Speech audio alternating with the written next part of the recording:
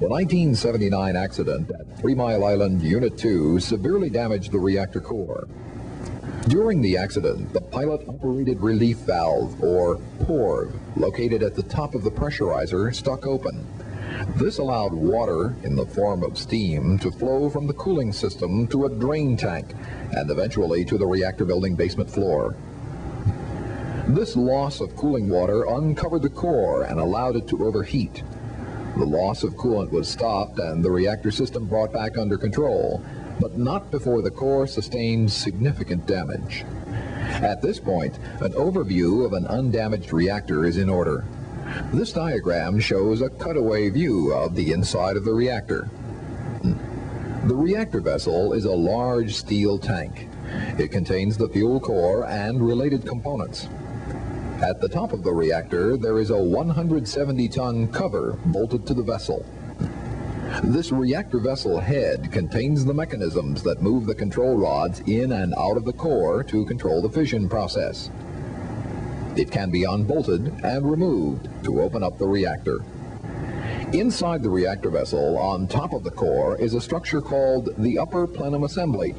Now, this serves as a guide for the control rods as well as directing the flow of coolant. This can also be removed to clear the way for defueling.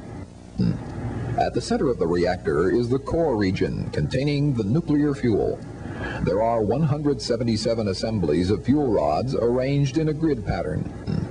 Over 200 fuel rods make up each assembly. These are held together by stainless steel end fittings at each end and by spacer grids distributed along the length of the assembly. At the top of the fuel assembly is a spider, which holds the control rods as they are moved in and out of the core. The core is supported by a cylindrical core support assembly, also known as a CSA. Below and around the CSA is a space where water enters the reactor and flows upward through the core to cool it. At the bottom of the CSA is a series of flow distributor and support plates. These plates evenly channel water through the core. Early information on post-accident conditions was obtained by visual inspections performed with miniature underwater television cameras. The first opportunity to view the core region damage was in 1982, when one of these miniature cameras was inserted through a control rod mechanism down through the plenum and into the upper core region. The operation was known as Quick Look. A pile of fragments was resting on the remains of the core. The top of the rubble bed was 5 feet below the top of the original core region. Much of the debris was shapeless and unrecognizable. Scattered about in the debris were some recognizable components: springs, pieces of control rod assemblies, tops of fuel elements, and rods of various length. The void region was 5 feet deep and extended in many places all the way out to the edge of the core. Before further investigations and defueling could begin, the head and the plenum had to be removed from the reactor vessel. The head was removed in July 1984 and placed on a shielded storage stand in the reactor building. The plenum was removed from the reactor vessel in May of 1985. It was transferred to its storage stand in the flooded deep end of the refueling canal. The damaged area on the underside of the plenum was inspected during the transfer operation. This was the first time the whole grid plate and the associated damage was clearly visible. The foamed appearance of the stainless steel is caused by the interaction of the steel with steam at high temperature. To defuel the reactor, workers stand on a 6-inch thick stainless steel rotatable work platform mounted on top of the reactor vessel. Through a slot in the platform, they use tools with 30-foot-long handles to accomplish defueling operation. In October of 1985, workers began to remove the tops of some of the standing fuel bundles and other debris to allow installation and operation of the canister positioning system. Now, this is a carousel-type device suspended under the work platform. It holds 5 defueling canisters. The top of the collapsed fuel core looked like this. The fuel rods and large pieces were picked up individually and placed in canisters. This was the pick and place defueling phase. As defueling progressed, The rubble and loose debris were removed using a tool called the spade bucket. The spade is the straight part of this tool. It dug into the rubble, and the bucket was then closed on the rubble to lift it into the canister. A hard layer, discovered earlier by probing with a pointed rod, was reached. Defuelers found that their hand-operated tools could not break through the solid mass. In addition, a wall of solid material was discovered around the periphery of the core. In July 1986, after most of the loose debris had been removed, the core stratification sampling project, better known as core bore, was begun. A specially modified drilling rig provided by the Department of Energy was mounted on top of the reactor vessel, and hollow core drill bits were used to bore into the damaged core. From each of 10 locations, a drill string containing a long cross-sectional sample of the core was extracted and placed into a defueling canister. This was later sent to the Department of Energy facilities in Idaho for further study. Videotape surveys were then performed in each 3.5-inch diameter hole. The middle of the core region was found to be a solid mass of once molten material that extended as deep as 5 feet at the center of the core. This mass was found to be quite hard and brittle, apparently ceramic in nature. Visible in this mass, particularly near the top, were metallic streaks and clumps. These apparently were partially melted end fittings and other structural components. No significant voids were seen in the 10 locations examined. At the bottom and sides of this mass, agglomerated material consisting of fuel rods and pellets surrounded by once molten material was observed. This is a transition zone between the once molten mass and the intact fuel rods and fuel rod stubs. Under all of this are stubs of fuel rods. They are shiny, indicating they were underwater throughout the accident and not exposed to the oxidizing steam environment. Videotape inspections of the lower CSA show that in most places there is no damage and little debris between these plates. On the east side of the reactor, however, a large amount of once molten material was observed. The material appears to have flowed down from the flow holes in these plates. This material was visible from 4 different core bore inspection locations, all on the east side of the reactor. The actual route or routes whereby the core material may have reached the lower core head was not found at this time. The lower head of the reactor vessel was videotaped via 2 access paths. In 1985, cameras were lowered through the annular space between the core support assembly and the reactor vessel wall. On the way down, the visible external surfaces of the core support assembly were inspected to see if any structural damage occurred. Not only was there no damage of any kind visible on the core support assembly, there was little or no debris accumulation in this region.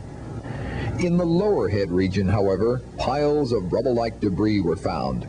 It was estimated that there are 10 to 20 tons of rubble in the lower head. Also visible was debris hanging down through some of the flow holes in the flow distributor head.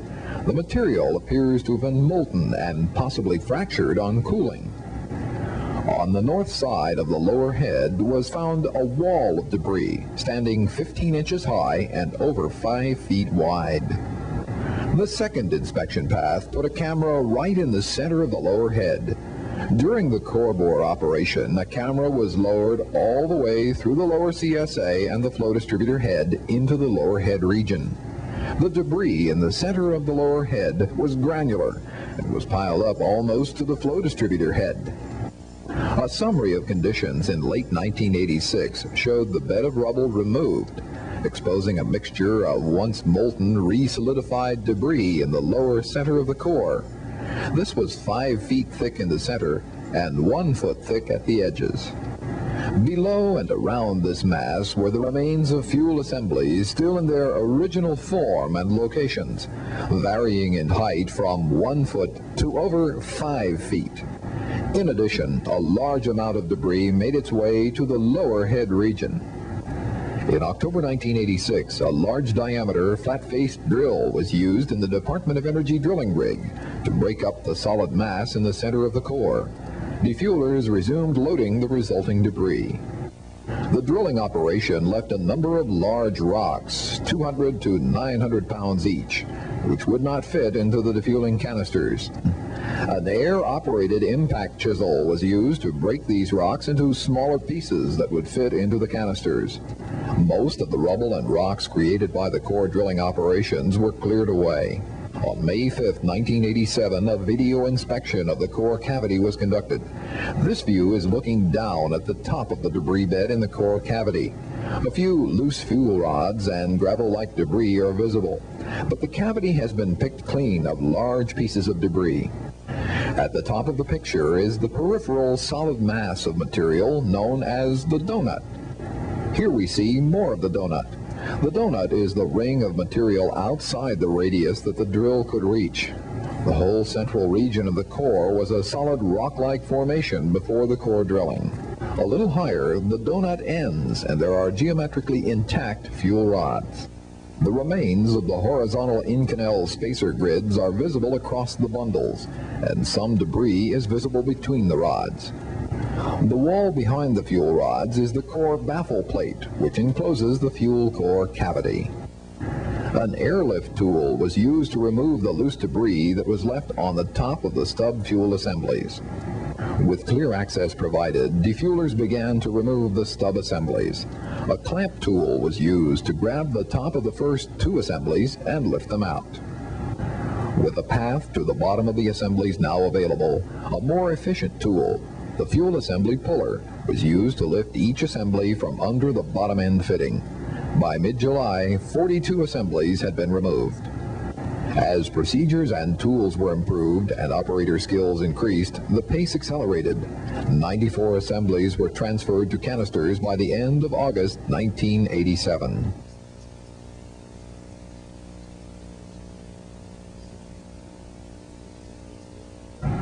One of the tools improved was the fuel assembly puller, seen here about to engage a fuel assembly. The spike that was added plunges into the top of the assembly, preventing it from falling off the puller. The assembly is then lifted from the grid.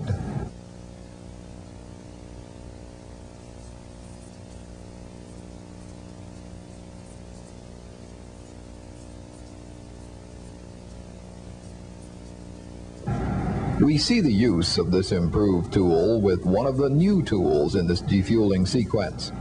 The stub assembly is held vertically by the improved fuel assembly puller. The second assembly came loose with the first, the only time this happened.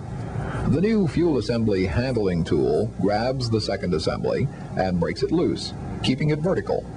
This assembly is transported to the carousel, where the funnel guides it into the canister.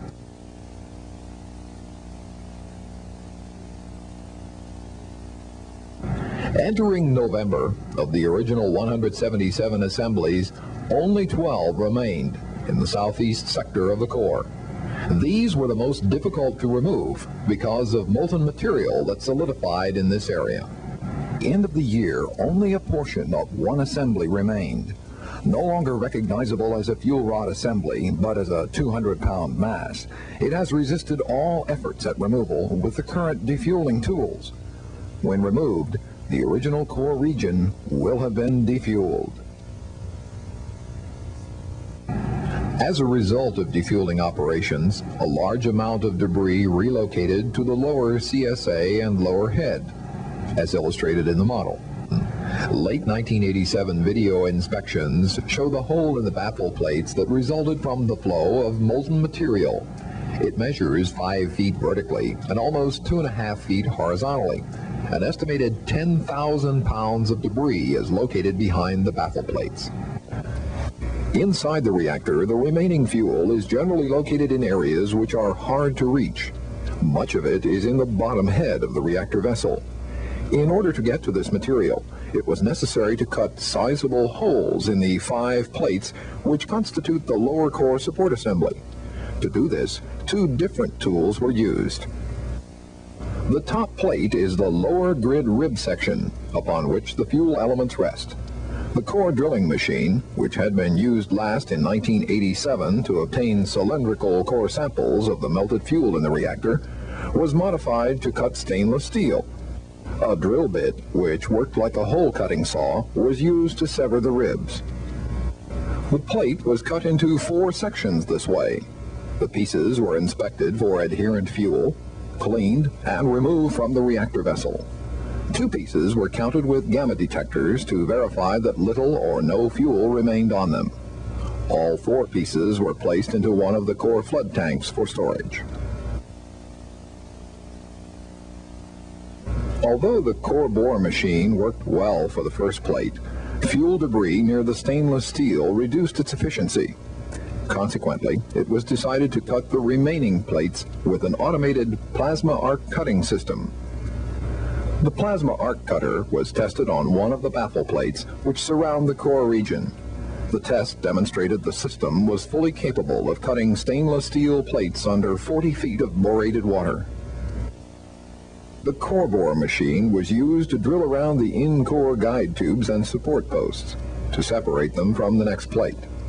Using the plasma arc system, the lower grid distributor plate was then cut into pieces, cleaned, gamma scanned, and stored in the core flood tank.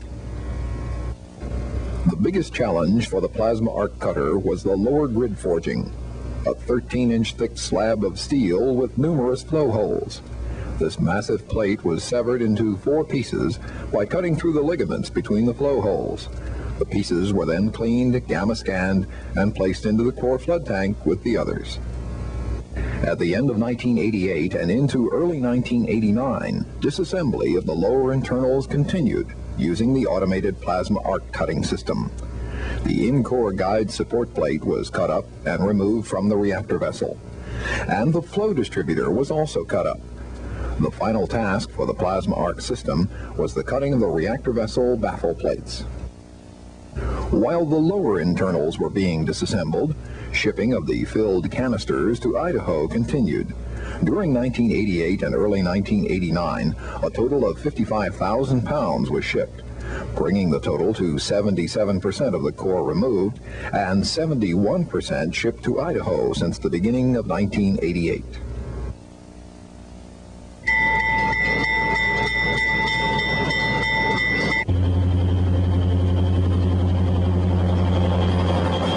Another defueling effort continued in parallel this year. Less than 1,000 pounds of core debris was transported out of the reactor vessel during the accident and into remote locations within the reactor coolant system. Continuing ex-vessel defueling efforts concentrated on 3 of these areas. In the pressurizer, a vacuum system was used to remove the loose debris which had collected at the bottom. After the loose material had been vacuumed out, there was still some rock-like material remaining. This material was removed 1 piece at a time by the Mini Rover, a miniature submarine. Mini Rover is equipped with a color television camera and a small grapple tool.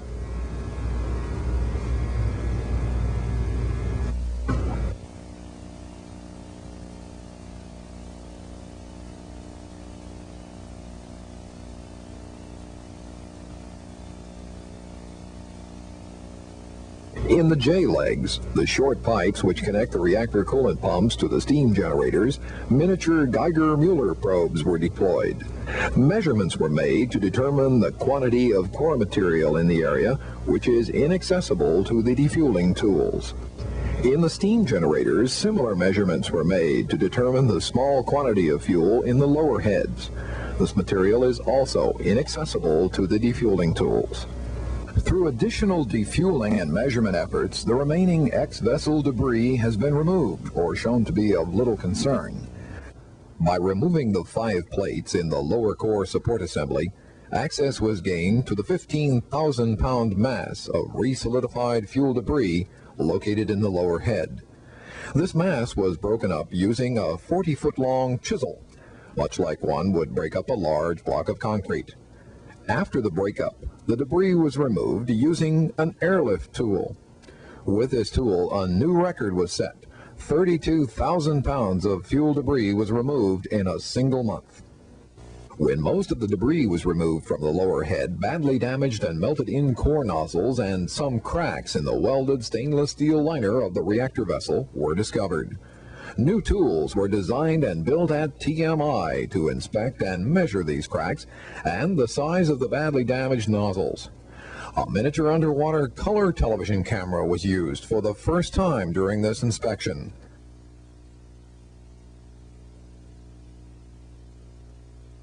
The height and width of the nozzles was determined.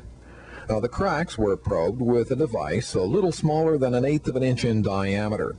This probe could be inserted into the cracks to a depth of approximately 1/16 of an inch.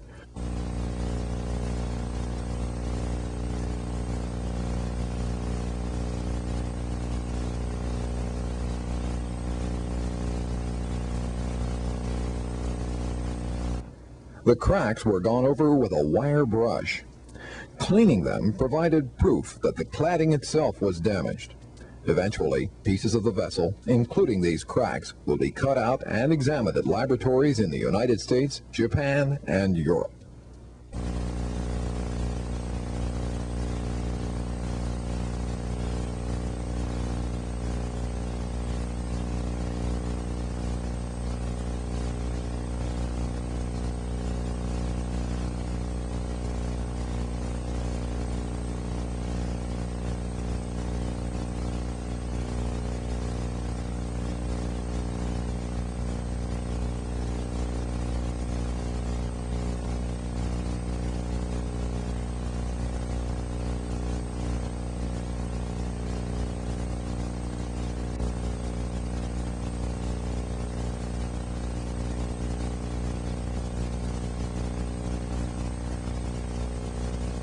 "864 bolts were removed from the baffle plates using a hydraulic impact wrench and a specially designed drill. Following bolt removal, the plates were moved to gain access to the 10,000 pounds of fuel debris which had been deposited behind them during the TMI-2 accident.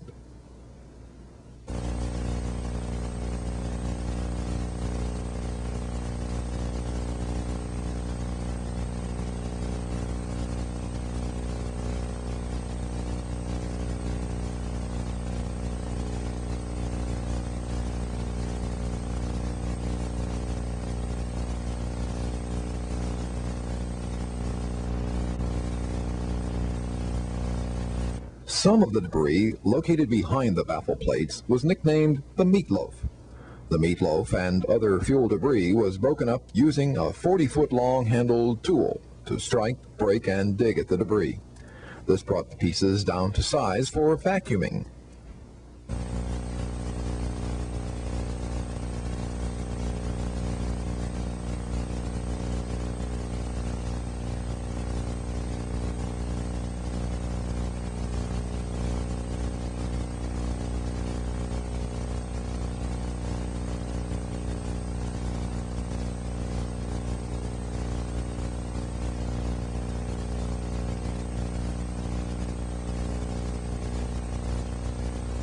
With the size of the fuel debris reduced, an underwater vacuum system was used to load debris into fuel cans.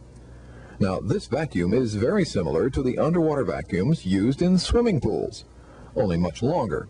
You see, it was required to lift debris from under more than 40 feet of water.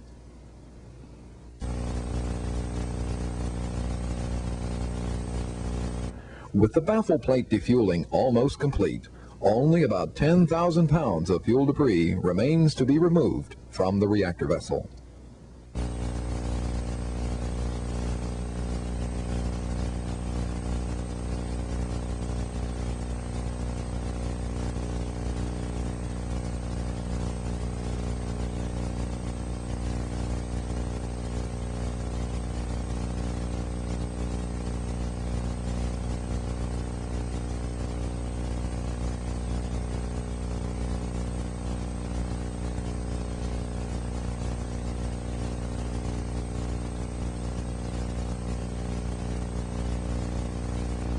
The remaining fuel in the reactor vessel will be removed by the end of 1989.